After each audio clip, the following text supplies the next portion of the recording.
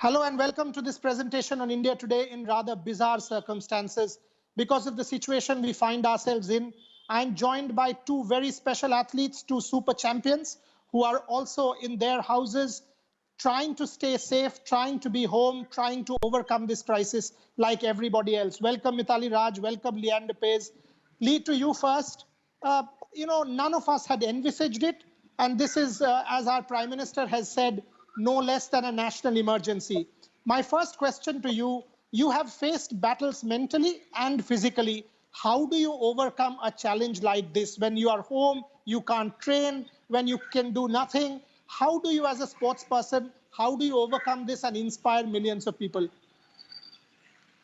Good afternoon, Boria and Mithali and everyone.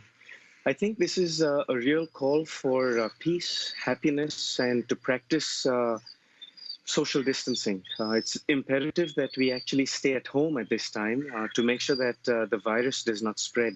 It's important for us to follow the rules and the guidelines by the government, by all the doctors who have the stats of how the virus is developing and of the World Health Organization.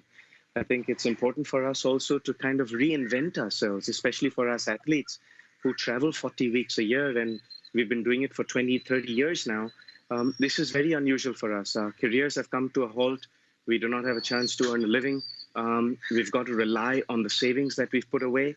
And at the same time, we also have to be role models to the rest of the community to do the right thing and to look after our parents, look after our children, look after our loved ones, and show a lot of respect and gratitude to a lot of the people who are on the front lines, like the doctors, the nurses, the caregivers, the grocery men, the police. I think it's very important to show gratitude and respect to those people who are sacrificing their health and their lives to make sure that our communities are safe. The entire world is reeling under the impact of coronavirus. Sports is no different, with events and tournaments either being suspended, postponed or cancelled. The Indian Premier League was among the first few big-ticket events that had to be put on the back burner. But with time, things have only gone from bad to worse. Globally, professional football and tennis have stopped. Number 5 for the Serbian superstar. European Championship have been postponed until 2021, and soon the decision came that the French Open has been suspended until September. Tokyo Olympics, which was originally scheduled to begin on July 24th, has also been put off by exactly 1 year. Among other big events, Augusta Masters, one of the major events in the golf calendar, was also put off. Wimbledon is the latest on the list, which has been cancelled for the first time since World War II. There are still concerns over whether the IPL will eventually happen or not, but the big question will be on the T20 World Cup in October down under. Sports Bureau, India Today. Mithali, if I can take from what Leander just said, I mean, if we can hope that your tournament early next year will go ahead, because by then we will hopefully have a corona-free world, we will have therapeutic interventions, we will have a vaccine. So as an athlete, as a high-performance athlete who will play a World Cup in early 2021, and everything has come to a standstill at this point, how do you train, both mentally and physically? You can't go out, you can't go to the nets, you can't go to a ground. So how do you keep you recharged? How do you train? Well, Boria, honestly, when it was told like 21-day lockdown for a couple of days, it was a little weird because as athletes, we are used to going every day to the ground, working out, training, and suddenly we have no access to the ground or the gyms. So it took a couple of days for me, and then I sat down to chalk out a routine, because routine is what instills discipline in us to continue what we've been doing with whatever limited resources that we have. And of course, it is easy to lose sight of your goal in such times. So the routine or day-to-day work that we sit down and chalk out at least a week program, which I also get from my trainer to work on my training sessions. So I try to keep myself busy with these things so that it keeps me motivated to aim that, whenever this pandemic, whenever we overcome this, I'm sure this will pass too. And we are prepared to, get on with the season or prepare for the 2021 World Cup. So I think it's important that mentally and physically we are in good space and we are working towards it. Lee, you are in a rather unique and strange position. This was your last season. All of us were celebrating you as part of the one last roar.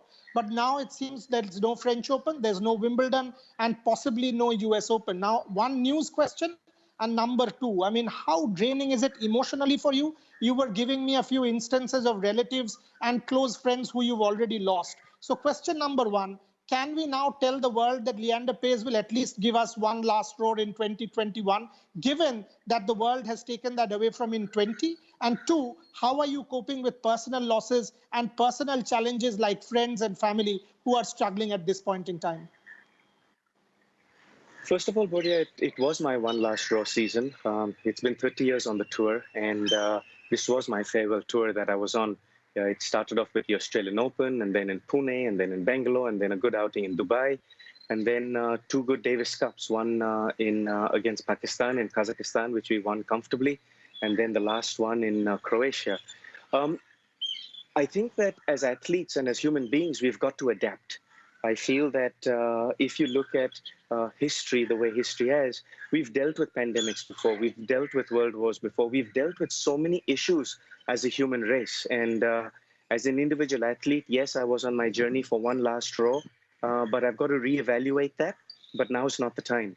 Now is the time to actually focus on all those people who are really struggling with this pandemic. To answer your second question, I've lost already four dear family friends in the last 3 weeks, and it's not easy. It's not easy for their families. My heart goes out to those people. My heart goes out to the families that are struggling to put daily food on the table or stay safe. I think we are the privileged ones, Boria. I think we are the ones who have put a little bit of money away for a rainy day like this. I think we are the privileged ones who do get to eat 3 meals a day, who do have our loved ones around us. So I think that Mithali said it beautifully. Right now, the call of the day is to make sure we have a routine. My peers, my friends, we try and set up a routine where through our day as athletes, we make sure that the house chores are done, make sure that the cooking is done, make sure that the cleaning is done. We make sure we get our physical fitness and our mental fitness in very limited training facilities. We do that. But really, I think it's more of an emotional and a mental battle, this one. I think that when the curfew does lift and when we do get the better of this pandemic, and we 100% will as a human race, when the pandemic does lift and we do get a chance to getting back to our daily lifestyle, and for Mithali and myself and our colleagues in sport, we will be able to get into the gym, we will be able to get onto the grounds and to the tennis courts to get our fitness back. But really, as we've already been in a lockdown for about 3.5 weeks now, I foresee this continuing for a while. What is your daily routine now? I mean, how are you spending your 24 hours and what can people take from that? Are you reading? Are you cooking? Are you sort of practicing your mental regime? How are you spending your days in lockdown?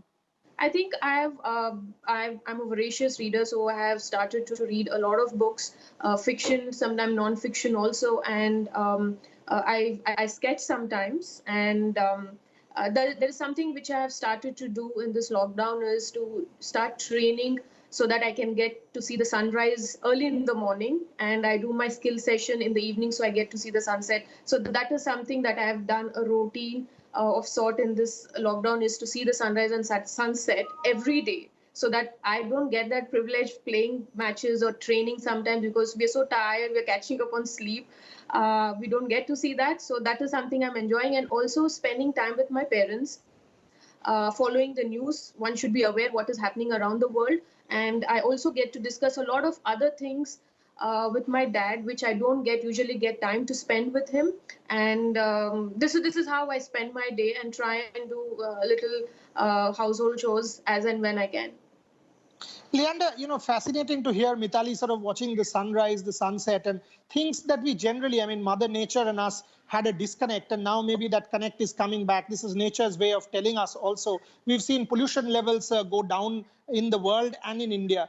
Now, do you think that the one, if I can look at positives that we will take out of this, basic hygiene, whether it is washing our hands, whether it is covering our faces, whether it is, not spitting, whether it is conducting ourselves in a much more, proper manner, will this be a fallout or a takeaway or a real long-lasting impact of this pandemic that will improve India in the long run? Are you hopeful about that we as a country will change?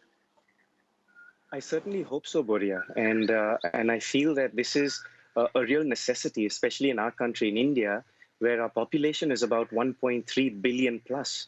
I think that hygiene is of the essence. I think that quality of life, quality of air is a real need of the day.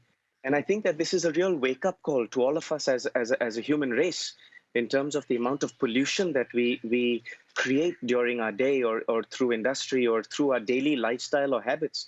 I feel that over the last 1 week, the correspondence that I see over digital media is how the dolphins are coming back into the oceans, how whales are coming back into the oceans.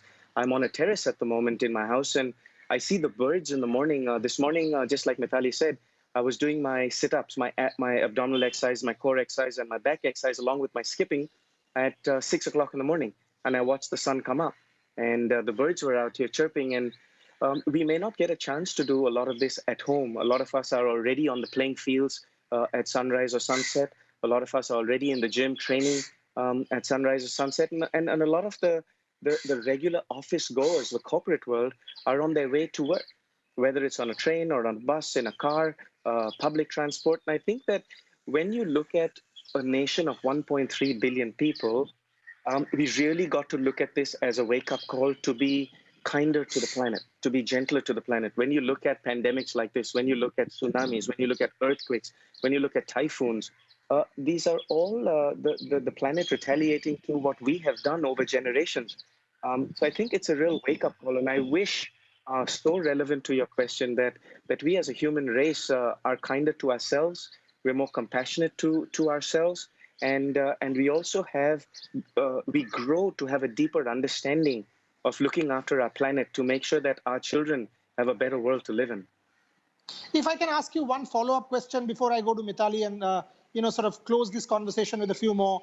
One, when you play tennis, I mean, when I think of Leander Paes, I can never forget the chest bump.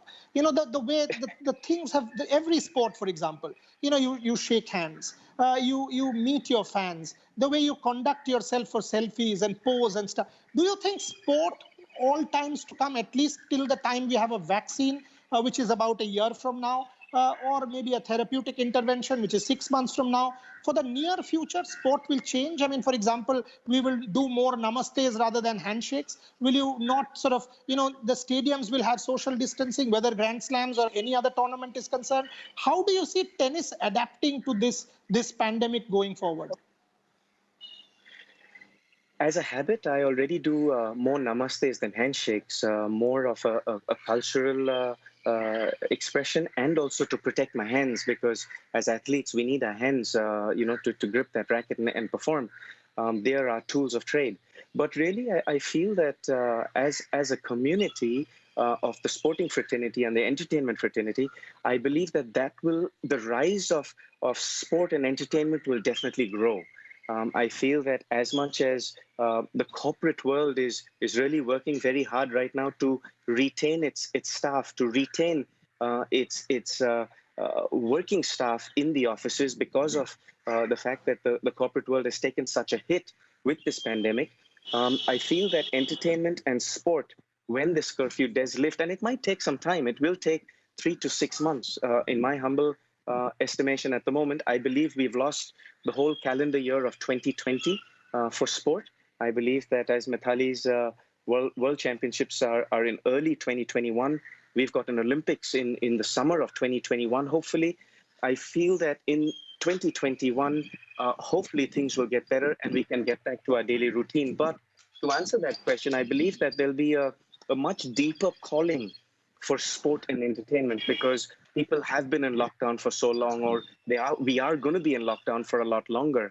I believe that also the corporate world and the entertainment world, along with the sporting world, will adapt itself to look at the digital communication to reach out to the masses more. It will be very interesting to see how we fill up stadiums after this, Boria.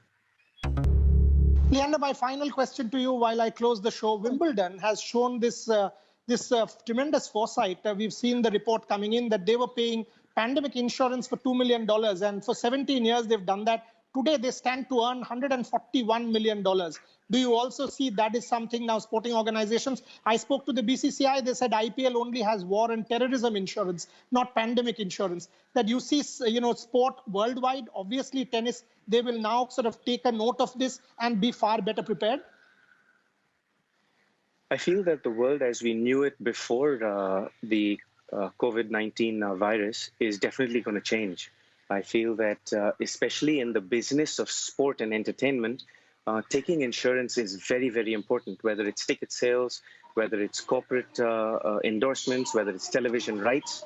The business of sport has become so big that I feel that Wimbledon and big events like that have done a phenomenal job in protecting all their ticket sales holders, all their members of the All England Club, their television rights, their sponsors.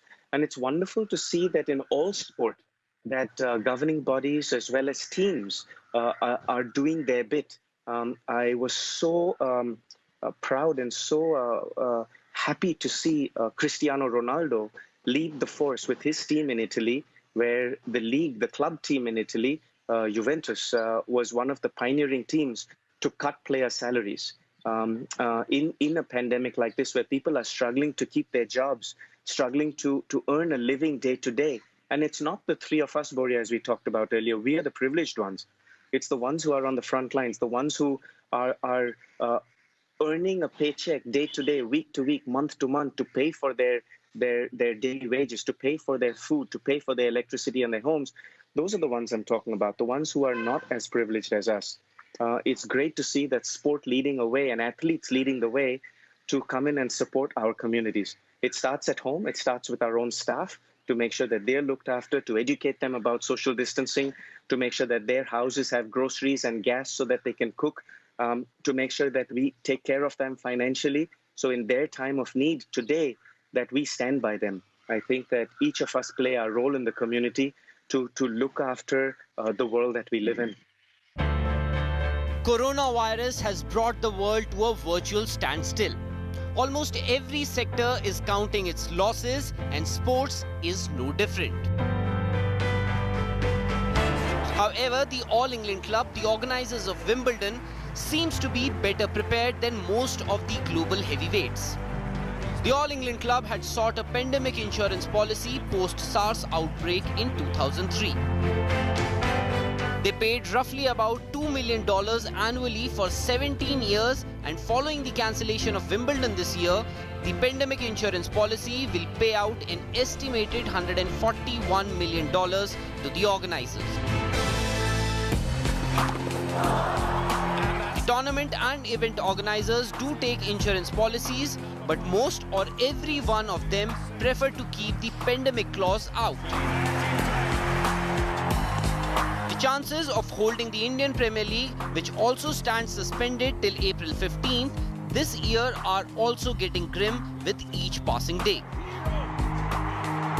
The BCCI also has an insurance policy for IPL and other cricket matches, but that is valid only in case of war or terrorist activities. However, sources in the BCCI have told India Today that the board may look to amend the existing policy and be prepared for every eventuality. Sports Bureau, India Today. Mithali, if I can sort of move away a little bit from sport and ask you a more fundamental question related to life. I mean, yesterday I was watching this show on India Today, and if you see digital, you will see that even the United Nations is very concerned that cases of domestic violence have been on the rise since the world has come to a lockdown. Violence against women happening. Gender disparities around the world is such an important cause of concern that we have to look into and cater for. As a woman achiever, as a symbol of empowerment, as somebody who has taken up the cause for women, can you talk about it? How concerned are you? How do you see, or what is your message on this front? Because clearly clearly, as a result of all the frustration, as a result of all the difficulties, this is one area that we are really struggling with: violence against women. Well, as things are, Boria, I think people are frustrated because ours is not a culture where people are confined to homes. Everybody moves out. We interact a lot. We have a lot of the social culture in India. And suddenly, when everybody are locked down and at home, then even I have read a lot of news about domestic violence, and it is on a high. It's very sad to see these news, but I guess at somewhere it's important that women stand up for their rights, stand up for what they believe in, and in times like this, where even all our police, CPRF, everybody are involved in being the frontliners to stop this pandemic. We need to see that we reduce the load on them by not creating these kind of domestic violence. It's a sincere request, if people are watching, that please do not resort to domestic violence. It's just a phase, and we will together get over it. We will through this period. It's just that together we need to fight this. This is a bigger battle than domestic violence, but I would request sincerely women to be more stronger, be mentally strong, and if there is any sort of things, please reach out to the organizations, please reach out to the government to help you in these hours. I thank both of you. I thank both of you for spending some time with me, and for our viewers on India Today. Keep safe, stay at home, take care of your parents, spend some quality time, and fingers crossed, on behalf of all of us, this too shall pass. Because ultimately, sport and everything else, the human race is far stronger than any virus. Science and technology will prove to be far stronger than any virus. Yes, it's a challenging time, but challenges will be overcome. Thank you, Leander. Thank you, Mithali, for joining me on this particular show in India Today. We will keep coming back to our viewers with more sports stars, talking about their personal experiences, trying to give you some respite from this trying period. Thanks for watching, and all of you, stay safe and stay at home. Hello everyone, this is Rahul Kamal here. Hope you enjoyed this video. For the latest news and analysis, like and subscribe the India Today YouTube channel, and don't forget to press the bell icon to stay updated.